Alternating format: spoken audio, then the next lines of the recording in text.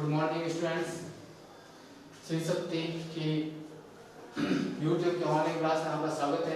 आज हम केमिस्ट्री के जो टॉपिक है उपसंजय यौगिक उसका अगला अपन जो भी चैप्टर है या अगला जो भी अपने टॉपिक है प्रकरण वो पढ़ेंगे। इसके अंदर अपन ने कल या पिछली वीडियो के अंदर अपने आईयूपीएससी नामकरण पढ़ा था, जिसके सामान्य नियम अपन ने देखे थे। सामान्य नियम दो बताए थे, पहले धनायन व ऋणायन का नामकरण, उसके बाद लिगेंड, लिगेंड के बाद सेंट्रल मेटल आयन, फिर उसकी ऑक्सीडेशन नंबर। ठीक है, तो सबसे पहले देखो अपन एक बार वापस रिवाइज करते हैं नामकरण के जो नियम है आईयूपीएससी नामकरण के अंदर अपन इसका नियम कर रहे हैं। नियम के बाद इसकी प्रैक्टिस अभी करेंगे दो चार। तो नियम के अंदर देखो सबसे पहले किसका नामकरण होगा, धनायन का। कोई भी आपको संकुल दे रखा है कोऑर्डिनेशन कंपाउंड, उसका अगर आईयूपीएससी नामकरण करना है तो सबसे पहले किसका नामकरण होगा, धनायन का। धनायन के बाद सेकंड, इसके बाद किसका नामकरण होगा, ऋणायन। पहले प्लस फिर सेकंड माइनस। ठीक है, संकुल चाहे किधर भी हो, कॉम्प्लेक्स चाहे इधर भी हो सकता है इधर भी हो सकता है।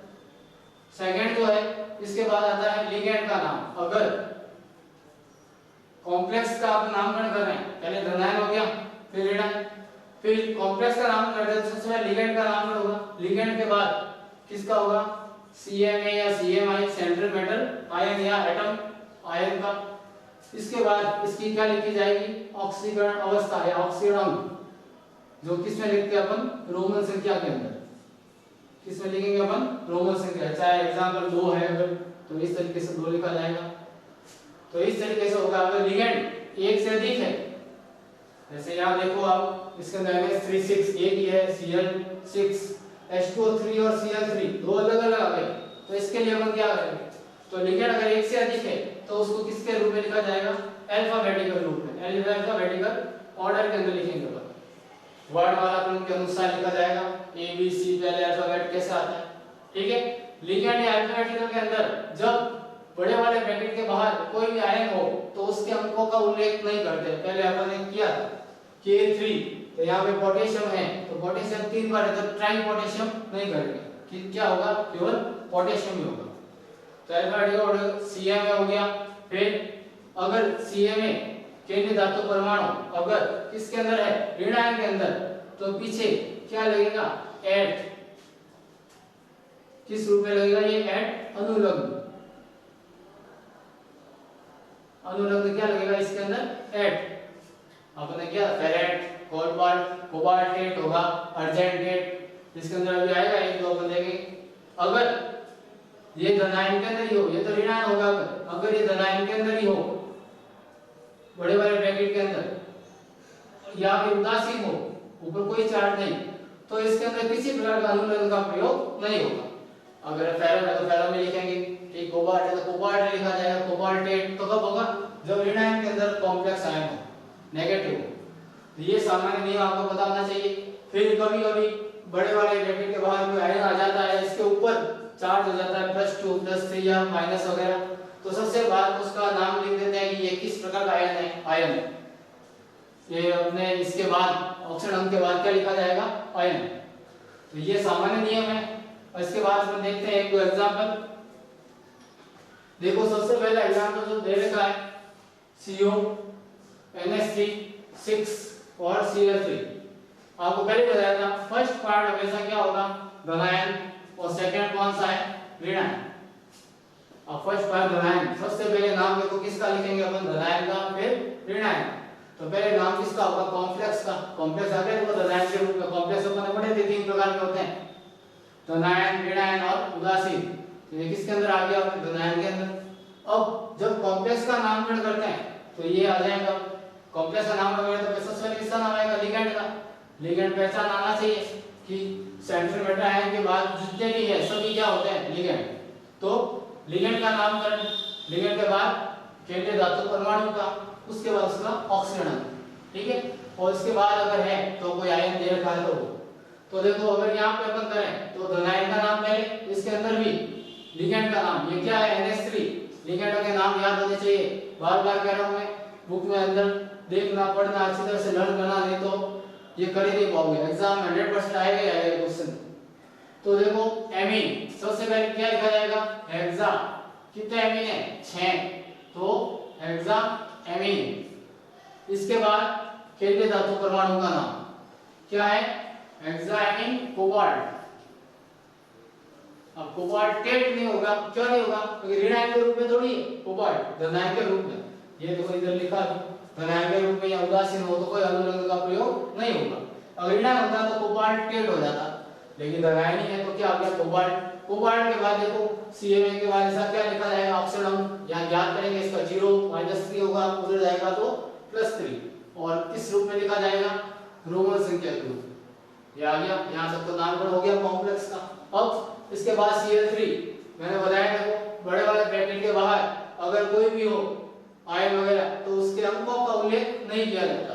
और Cl बाहर है तो बताया था बड़े वाले ब्रैकेट के बाहर अगर है तो क्लोराइड, अंदर है तो क्लोराइड हो या क्लोरो। तो देखो इसके बाद क्या लिखा जाएगा, क्लोराइड। सिंपल अपन क्या लिखेंगे, क्लोराइड। ऐसा नहीं है ट्राई क्लोराइड, क्या लिखेंगे, क्लोराइड। तो इस प्रकार से नामकरण होगा, ठीक है। एक एग्जांपल बहुत अच्छे से देख लिया आपने, सब याद कर लिए नियम, तो आप कोई भी एग्जाम कर सकते हैं। फिर देखो इधर K3 COCl6, फर्स्ट पार्ट धनायन, सेकंड पार्ट ऋणायन। अब देखो यहाँ तो कॉम्प्लेक्स धन में था, यहाँ किस में आ गया, ऋणायन। K3 तो सबसे पहले क्या नाम आ जाएगा, पोटेशियम। फिर इसके बाद कॉम्प्लेक्स का नाम में सबसे पहले लिगेंड का नाम, लिगेंड कितने जुड़े हुए हैं, Cl6, तो क्या हो जाएगा, हेक्सा।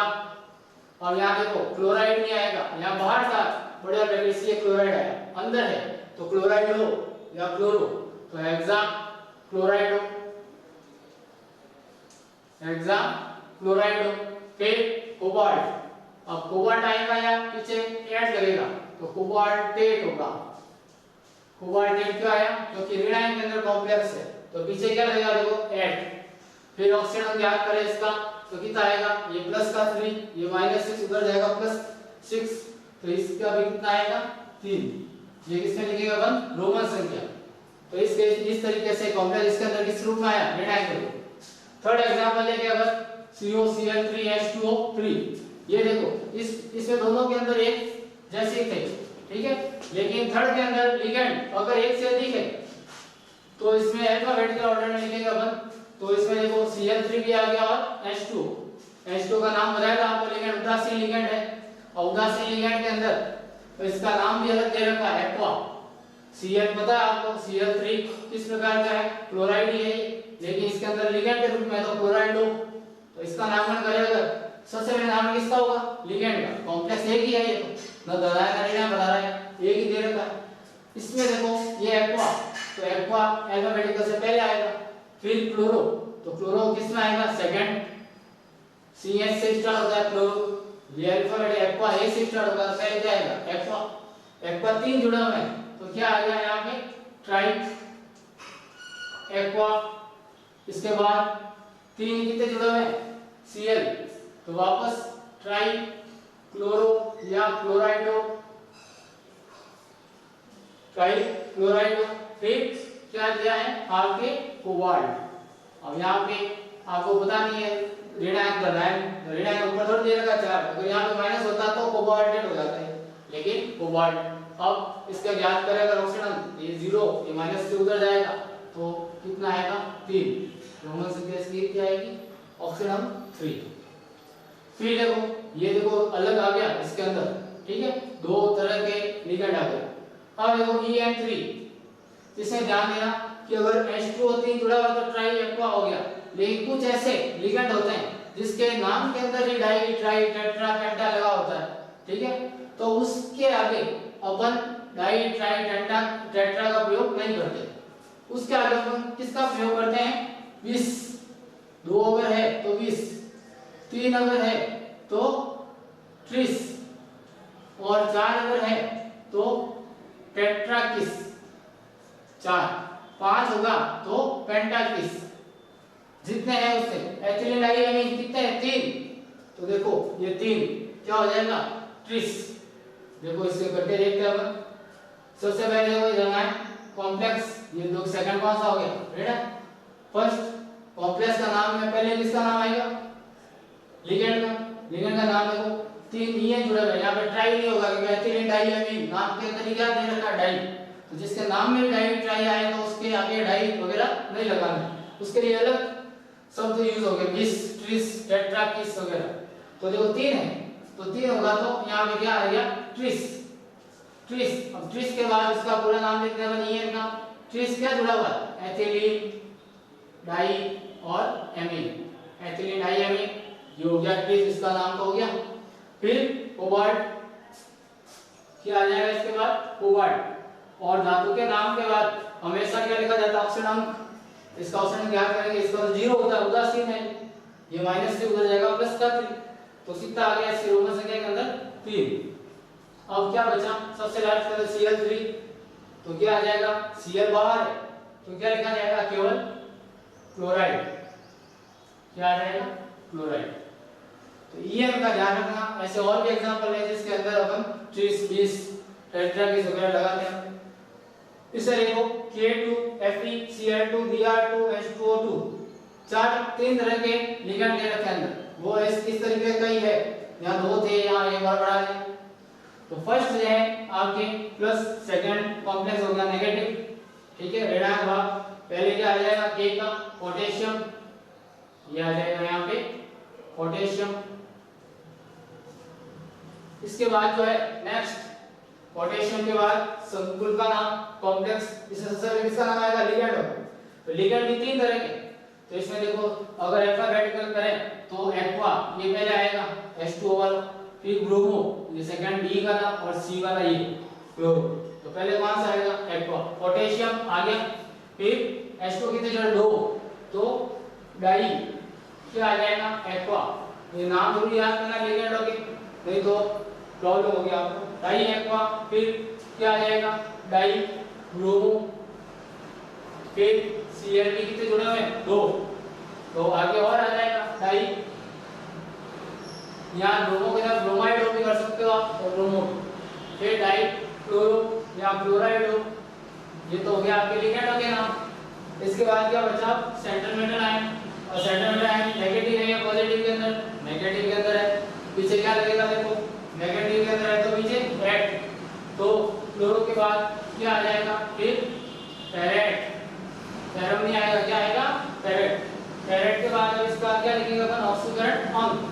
तो देखो इसका 0, 2 और 2 4, उधर जाएंगे प्लस का 4, ये +2 उधर जाएगा तो माइनस का 2, तो +4 में से 2 चले गए तो कितना आ गया, 2। रोमन संख्या कितनी हो गई इसकी, रोमन संख्या लिखेंगे, इसका ऑप्शन वो है, ठीक है। इसके बाद देखो एक अलग टाइप का है, इसके अंदर सिस और ट्रांस, आपने पढ़ा था एग्जाम के अंदर कि सिस समपक्ष और विपक्ष। सिस क्या होगा, समपक्ष, दोनों प्रति सब एक ही तरफ हो, समपक्ष, और ट्रांस इसके अंदर क्या हो जाएगा, विपक्ष। आप देख के बता सकते हो, इसके अंदर Cl और Cl दोनों एक तरफ है, तो ये क्या हो गया, सिस। NH3 NH3 एक तरफ है, क्या हो गया, सिस। अगर एक को भी चेंज कर दे, Cl इधर या NH3 इधर, इसके अंदर एक और आपके बताने का तरीका है, अगर 90 डिग्री का एंगल हो, कौन कितने का हो, 90 डिग्री का, तो वो क्या होगा, सिस। और अगर कितने डिग्री का हो, 180 डिग्री का, तो वो क्या होगा, ट्रांस। इसमें देखो कितने डिग्री का कोण बना है, 90 डिग्री का कोण है यहाँ पे, ठीक है। और अगर इस Cl को इधर लेके आ जाए, एकदम सीधी लाइन सरल रेखा, तो कितने डिग्री कोण बनता है, 180 का, तो वो हो जाएगा विपक्ष या ट्रांस। अगर इसका नामकरण करें तो इसका नामकरण देखो कैसे होगा, इधर ही देख लो,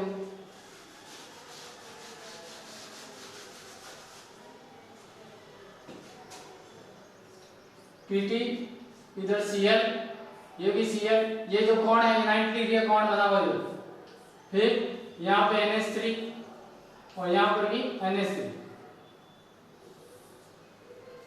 ये है आपके कॉम्प्लेक्स। इस कॉम्प्लेक्स के नाम के अंदर सबसे पहले किसका नाम आता है, लिगेंड का। अब लिगेंड के नाम में देखो दोनों एक तरफ है और 90 डिग्री कोण है, अगर तो क्या होगा, सिस। तो पहले क्या आएगा, क्लोरो आएगा या एमीन आएगा, एमीन आएगा, ये A से है, ये Ca से है, तो क्या आ जाएगा, सबसे पहले तो अपन लिखेंगे सिस, एक तरफ है सिस डाई, क्या आ जाएगा एमीन, फिर वापस सिस, ये भी तो एक तरफ है सिस डाई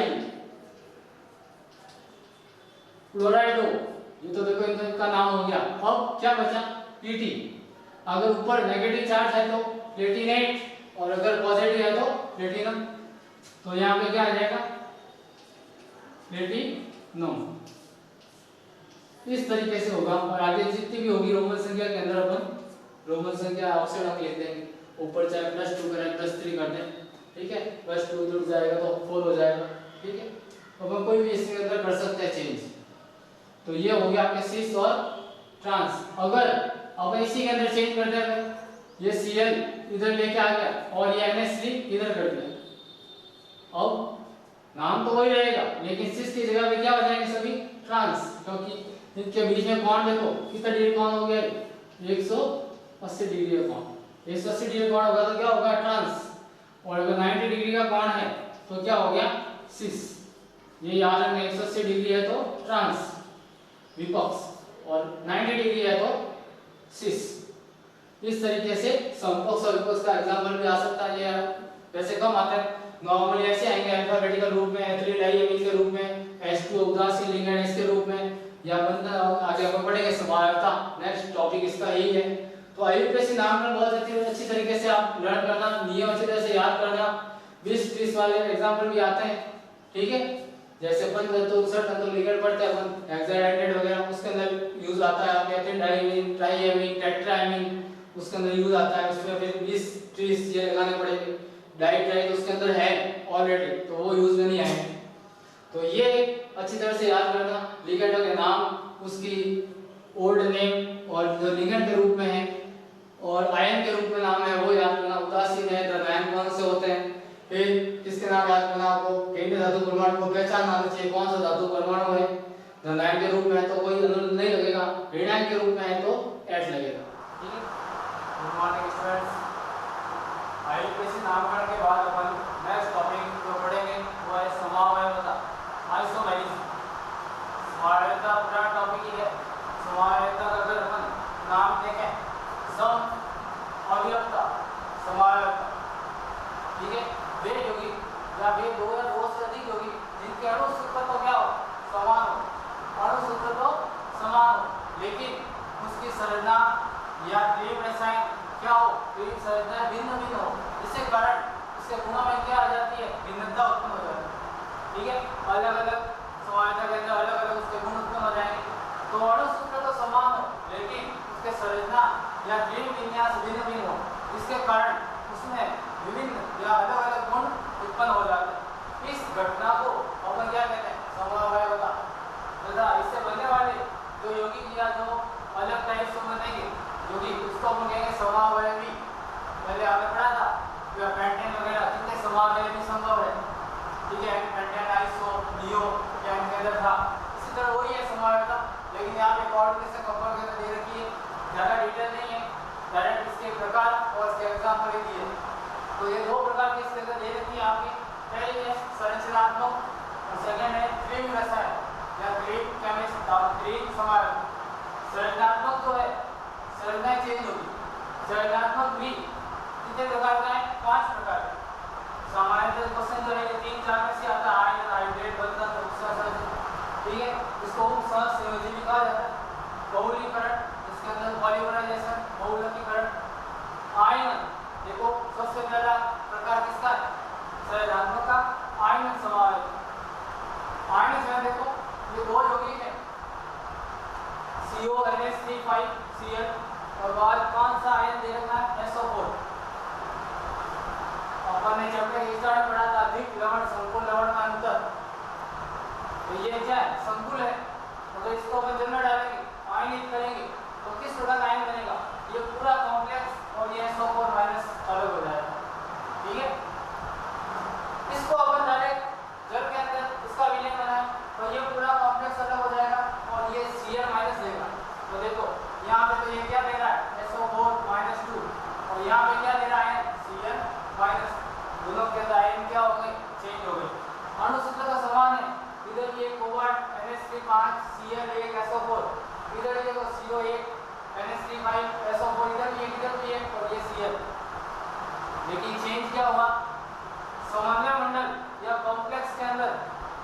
लिगेंड का बाहरी आयन के मध्य क्या हो गया, विनिमय। इसी कारण उत्पन्न जो समायनता होती है उसको अपन क्या कहेंगे, आयनन समायनता। कॉम्प्लेक्स या बड़े बड़े ब्रैकेट इसको अपन क्या कहेंगे, संकुल। ठीक है, या अपन कह सकते हैं उप सहसंयोजन मंडल में लिगेंड का बाहरी आयन या आयन के साथ क्या हो जाना, विनिमय। उससे कारण उत्पन्न समायनता क्या कहलाएगी, आयनन समायनता। आयनन देखो आयन चेंज हो रहे हैं, आयनन समायनता कहलाती है। एग्जाम्पल बहुत सारे हैं, आयन चेंज करके बहुत सारे बना सकते हैं। सेकंड आती है हाइड्रेट। हाइड्रेट नाम से स्पष्ट है, H2O से संबंधित जल के अणुओं से। इसके अंदर क्या होगा कि कॉम्प्लेक्स के अंदर जल के अणु तथा बाहर जल के अणु के मध्य क्या पाई जाएगी, भिन्नता पाई जाएगी।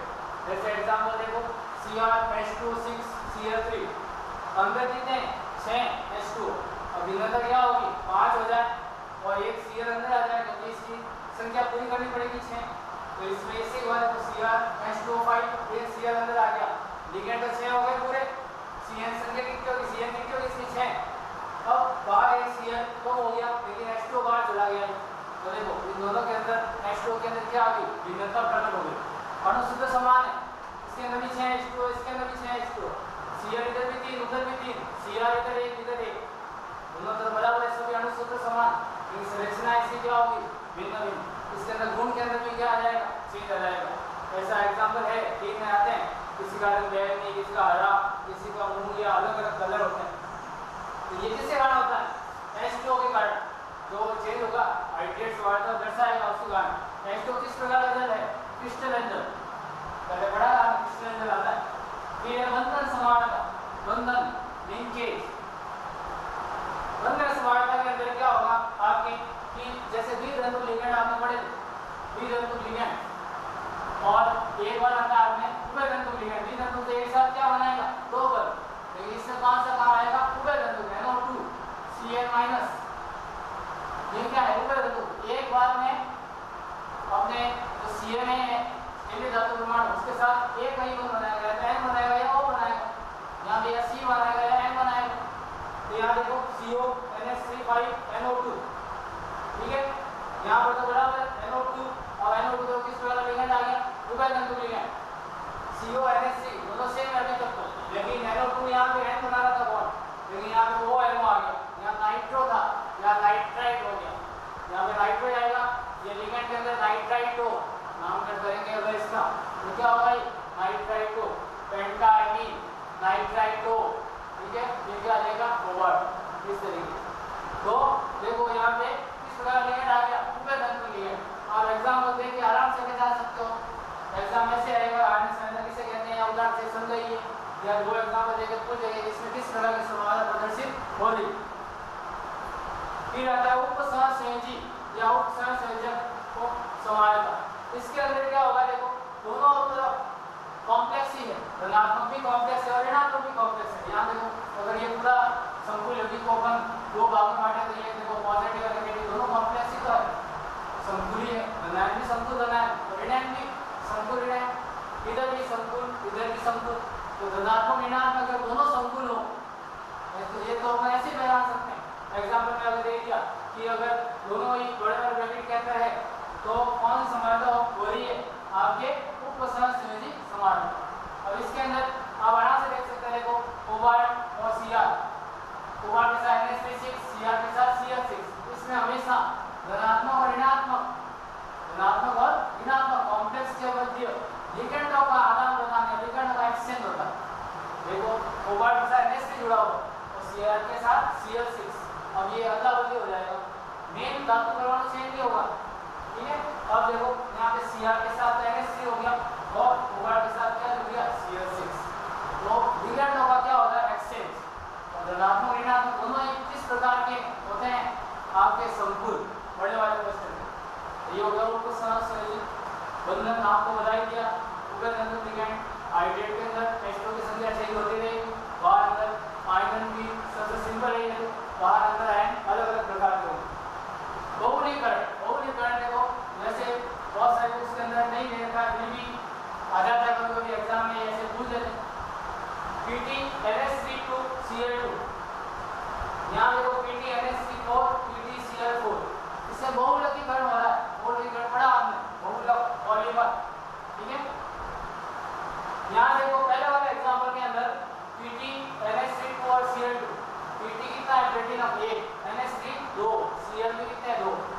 इसके डबल हो जाएंगे, बोलेगा वही तो होता है संख्या बढ़ना। पीटी ये इधर दूसरा और आ गया यूनिट NH3 4 NH कितना था 2 कितना हो गया 4 Cl2 था कितना हो गया 4। लेकिन इसकी परिभाषा अलग है। परिभाषा कैसे कि बहुलक समानता वे यौगिक प्रदर्शित करते हैं या जब इनके अणु सूत्र अनुपात तो क्या हो समान। ठीक है अणु अनुपात पहले समान दिखेंगे आप, लेकिन वास्तव में IR रेशियो जो होता है गुणानुपात सूत्र वो समान होते हैं। अणु सूत्र तो क्या हो जाएंगे देखो, अगर इसका अपन बनाए अनुपात रेशियो बनाए, कौन सा रेशियो बनाएंगे अणु सूत्र वाला रेशियो। प्लेटिनम कितना है 1 NH3 2 और Cl2, इसका अणु सूत्र वाला बनाए Pt और Pt कितने प्लेटिनम है 2 अनुपात NH3 कितना है 4 अनुपात Cl भी कितना है 4। अणु सूत्र तो देखो दोनों क्या हो गए सेम, लेकिन गुणानुपाती सूत्र का अनुपात क्या होगा सेम होगा। ठीक है गुणानुपाती सूत्र बड़ा होगा तो गुणानुपाती सूत्र का अनुपात रेशियो, इसका भी R रेशियो इसका भी रेशियो। ध्यान रखो ये तो यही रहेगा 1 अनुपात 2 अनुपात 2, सबसे छोटा सरल अनुपात ये बने। और इसको अगर सरल अनुपात होता जाए 2 से तो 1 अनुपात 2 अनुपात 2। देखो गुणानुपाती सूत्र का अनुपात जो है वो क्या आ रहा है दोनों के अंदर सेम। तो अणु सूत्र अनुपात तो क्या होगा भिन्न भिन्न, लेकिन गुणानुपाती अनुपात का जो रेशियो होगा सरल अनुपात वो क्या होगा एकदम सेम होगा। इस प्रकार का जो यौगिक समानता प्रदर्शित करते हैं वो क्या कहलाएगी बहुलक। वैसे ये बहुत ही कम आता है रेट, लेकिन आयन और हाइड्रेट बंधन ये चारों में से क्वेश्चन आते हैं। एग्जाम्पल देखिए आपको पूछा जाएगा इसके अंदर कौन सी समानता प्रदर्शित हो रही। ये तो हो गया आपके संरचनात्मक समानता। इसके बाद सेकंड आती है त्रिम समानता। त्रिम समानता जो होती है त्रिम विन्यास जो ज्यामिति के अंदर और प्रकाशिक समानता, ये दो तरह से प्रदर्शित करते हैं या ये दो प्रकार की होती है, एक तो ज्यामिति और एक प्रकाशिक ऑप्टिकल। ज्यामिति के अंदर आपके कोऑर्डिनेशन नंबर 4 6 इस तरह से, जैसे चतुष्फलकीय वर्ग समतलीय अष्टफलकीय उस तरह से ज्यामिति वाली होगी। ठीक है प्रकाशिक के अंदर आपके अध्यारोपण वाला होगा, उसका जो प्रतिबिंब है दर्पण वाला प्रतिबिंब उसको अध्यारोपित हो रहा है या नहीं हो रहा है, किरण कार्बन परमाणु वगैरह ध्रुवण का ये सब किसका आएगा प्रकाशिक के